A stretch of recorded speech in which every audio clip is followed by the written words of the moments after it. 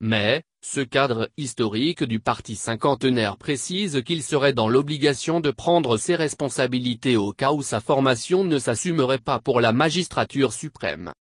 Fils maison, Adolphe Musito a pris acte de la décision du secrétaire général de mettre fin à ses fonctions de secrétaire permanent adjoint du PALU. Il l'a fait à travers une lettre datée du 25 mars 2018. Dans cette missive, transparaît surtout le souci de ce cadre historique de perpétuer toute l'œuvre alors du patriarche des nationalistes. Aussi, fait-il sienne les déclarations maintes fois renouvelées d'Antoine Gizenga, selon lesquelles le PALU présentera ses candidats à tous les niveaux aux prochaines élections.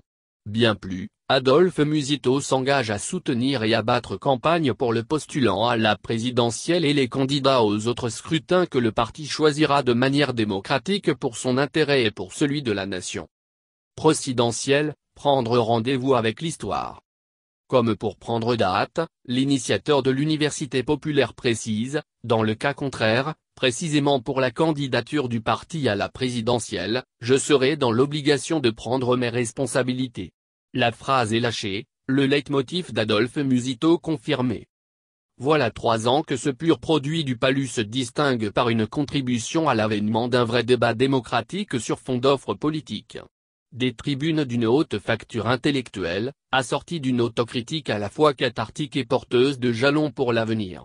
Un cadre d'expression façon dialogue vertical dénommé Université populaire. On est là dans les fondamentaux civiques d'un parti politique. Défi de cohésion nationale hier comme aujourd'hui. Ce n'est pas tout. Voilà quelques mois que la désormais ex-direction du PALU entreprenait de construire des passerelles avec d'autres formations politiques pour, à la fois, songer aux nécessaires alliances futures. Question de créer les conditions de consolidation de l'unité et de la cohésion nationale. Une quête permanente pour Antoine Gizenga. Pour ne pas remonter jusqu'au déluge, en 2006 par exemple, le patriarche a souscrit à l'alchimie en /PALU/UDEMO au nom de l'unité nationale. Au détour d'un paragraphe, Adolphe Musito le rappelle avec beaucoup d'à-propos dans sa lettre. En 1960, en 2006 et en 2011, l'objectif de l'unité et de la cohésion du pays a toujours guidé votre action politique, à chaque fois qu'il fallait tisser des alliances politiques ou mettre en place les institutions du pays. Aujourd'hui, notre parti et notre pays font face à ce même défi de paix et de cohésion.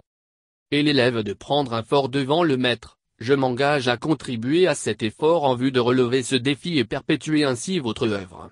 Ainsi soit-il.